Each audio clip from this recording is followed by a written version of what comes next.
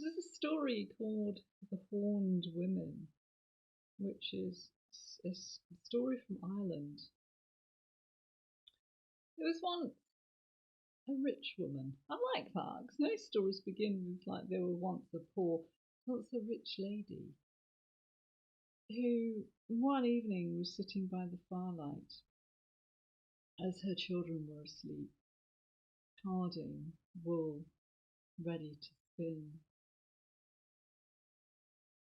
And in through the door, presumably without knocking, in through the door came a woman with one horn on her head. And the woman sat down and began to spin. She said, "I am the witch of the one horn." The rich woman didn't know what to do. She let the horned woman share her fireside. When a second woman came in, the witch of the two horns, and a third woman came in, and she had 3 horns growing from her head, and she sat down and began to spin. And before long, you're ahead of me here, you've already worked out how. And before long, there were 12 women sitting with the mistress of the house. And the 12th woman had 12 horns growing from out of her head, and each woman sat and worked away at her spinning.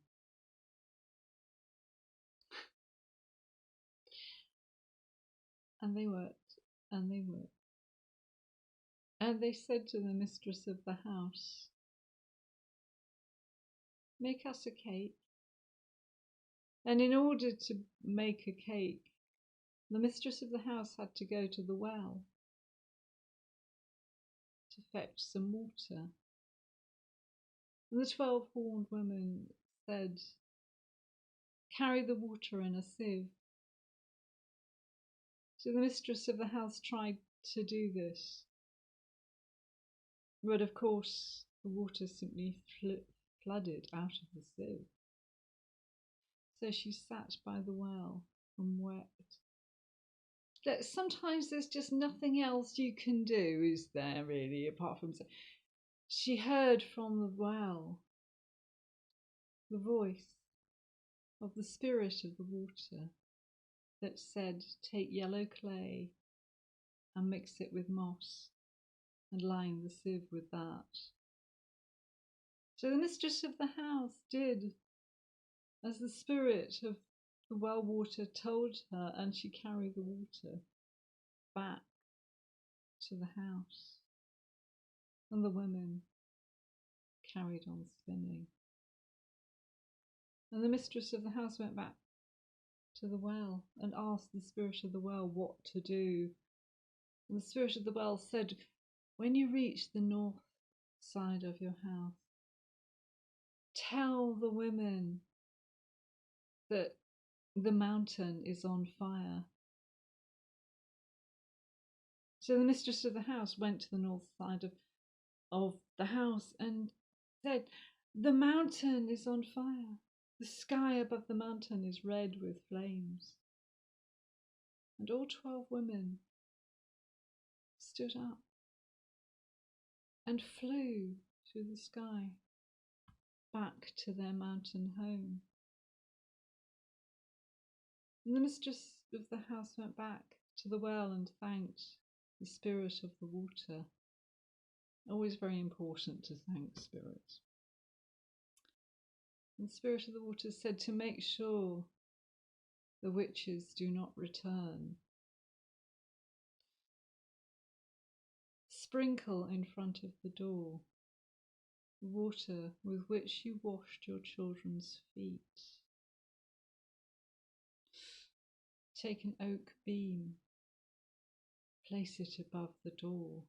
That will stop the women from coming in your door again. While you were fetching the water from the well, the witches took blood from each of your children and used that to bake a cake That cake is by the hearth. Take the cake and break it up. Then they will have no power over you, no power over your children. Take a little piece of each. Take a little piece of cake and place a little piece in each of your children's mouths, and you will find that they will awake.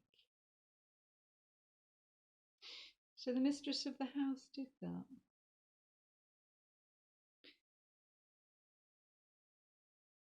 And she took a cloth that the women had woven.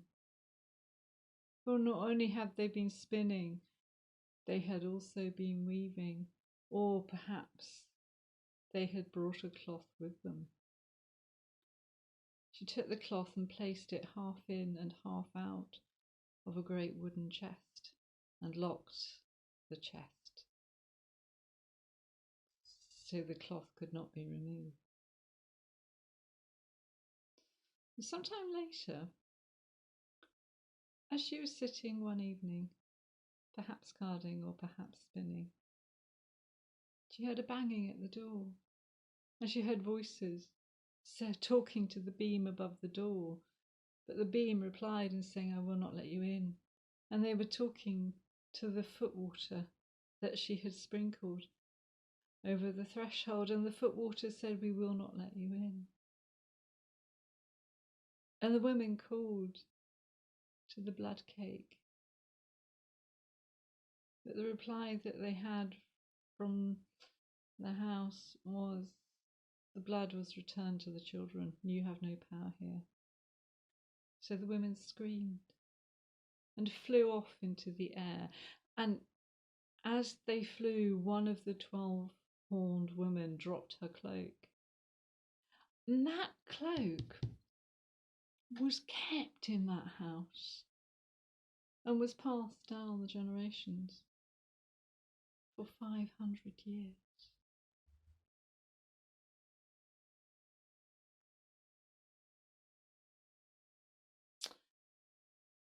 One of the things about spinning in stories is in the version of that that I read from Joseph Jacobs' book, he talks about spinning wheels.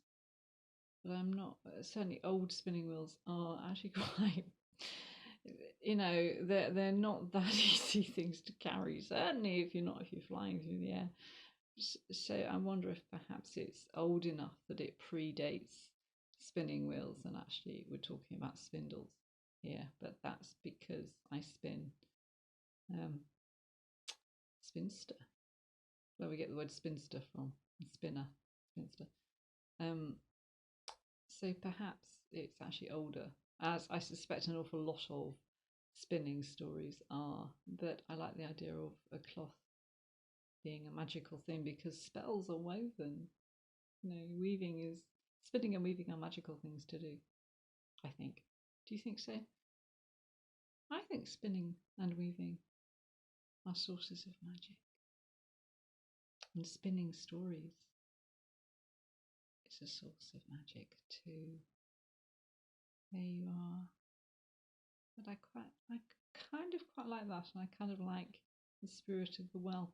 The whole thing about being able to carry water in a sieve.